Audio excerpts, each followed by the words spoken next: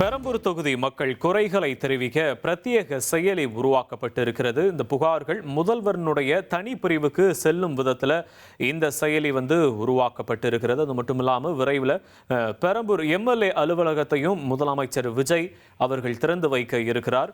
புகார்கள், கோரிக்கை, மனு விவரங்களை தனித்தனியாக பதிவிடும் விதத்தில் இது தொடர்பாக ஒரு செயலி உருவாக்கப்பட்டிருக்கிறது.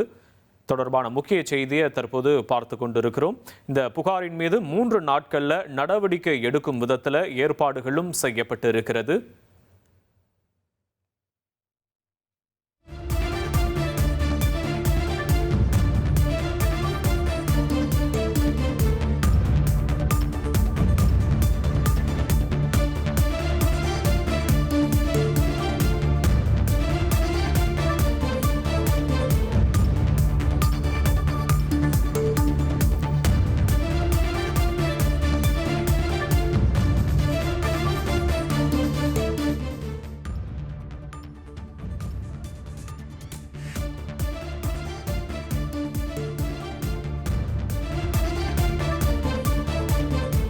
இது தொடர்பான கூடுதல் விவரங்களை செய்தியாளர் மணிகண்டன் வழங்க நாம கேட்கலாம். மணிகண்டன் வணக்கம். இந்த செயலி பத்தி சொல்லுங்க மணிகண்டன். எப்ப இருந்து மக்கள் பயன்பாட்டிற்கு வரும்?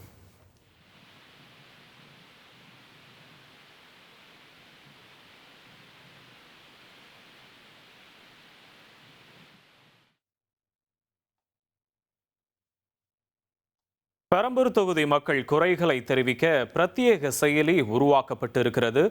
புகார்கள் முதல்வரினுடைய தனிப்பிரிவுக்கு செல்லும் விதத்தில் இந்த செயலி உருவாக்கப்பட்டிருக்கிறது. இந்த செயலி தொடர்பான கூடுதல் விவரங்களை இந்த செய்தியாளர் மணிகண்டன் வழங்க நாம கேட்கலாம். மணிகண்டன் வணக்கம். இந்த செயலி மக்கள் பயன்பாட்டிற்கு எப்போ வரும் மணிகண்டன்? இந்த செயலி தொடர்பான கூடுதல் விவரங்களை நீங்க பதிவு பண்ணலாம். தமிழ்நாடு முதலமைச்சர் ஜோசப் விஜய் இந்த 2026 சட்டமன்ற தேர்தலில் 2 தொகுதிகளில் போட்டியிட்டு இருந்தார். பெரம்பூர் சட்டமன்ற தொகுதி, திருச்சி கிழக்கு சட்டமன்ற தொகுதி. மக்கள் பிரதிநிதித்துவ சட்டத்தின்படி திருச்சி கிழக்கு சட்டமன்ற தொகுதியை ராஜினாமா செய்ததற்கு பிறகு இன்னும் சற்று அதாவது ஒரு வாரத்திற்குள்ளாக பெரம்பூர்ல அவருக்கென முதலமைச்சர் அலுவலகம் தலைமைச் செயலகத்தில் இருந்தாலும் அவரது சட்டமன்ற தொகுதியில எம்எல்ஏ ஆபீஸ், அதாவது சட்டமன்ற உறுப்பினர் அலுவலகம் நிறுவப்பட்டிருக்கிறது.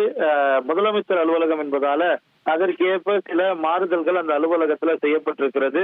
வரக்கூடிய பொதுமக்கள் அமர்வதற்கும் அதே போல வரக்கூடிய பொதுமக்களின் புகார்களை பெறுவதற்கும் ஏற்ப வசதிகள் செய்யப்பட்டிருக்கக்கூடிய சூழல்ல பெரம்பூர் தொகுதி பொதுமக்கள் அவர்களது புகார்களை தெரிவிப்பதற்கென பிரத்யேக செயலி ஒன்று வடிவமைக்கப்பட்டிருக்கிறது. இந்த அலுவலகத்தை வரக்கூடிய வாரத்துல, அதாவது அடுத்த வாரத்துல தமிழ்நாடு முதலமைச்சர் நேரடியாக சென்று திறந்து வைக்க இருக்கிறார். அந்த செயலியை மக்கள் பயன்பாட்டிற்கு அறிமுகப்படுத்தி வைக்க இருக்கிறார். இதற்காக இந்த செயலியை வடிவமைப்பதற்கு பல்வேறு நுணுக்கங்கள் அடிப்படையில செயல்பாடு செய்யப்பட்டிருக்கிறது. மொபைல் செயலியின் மூலமாக பதிவேற்றம் செய்யப்படும் புகார்கள் முதலமைச்சரின் தனிப்பிரிவுக்கு செல்லும் விதத்திலும் செயலி உருவாக்கம் செய்யப்பட்டிருக்கிறது.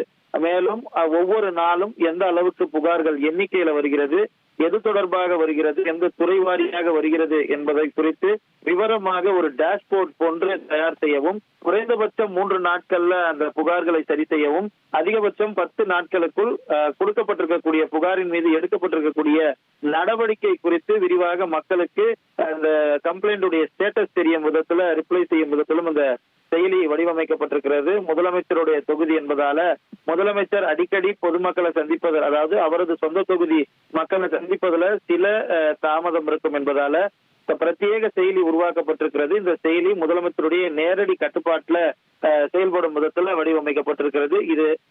இந்த செயலியையும் அதே போல முதலமைச்சருடைய சட்டமன்ற உறுப்பினர் அலுவலகத்தையும் வரக்கூடிய வாரத்துல சுமார் 10 நாட்களுக்கு குறைவாக தமிழ்நாடு முதலமைச்சர் திறந்து வைத்து அறிமுகம் செய்ய இருக்கிறார். உங்களுடைய விவரங்களுக்கு நன்றி மணிகண்டன்.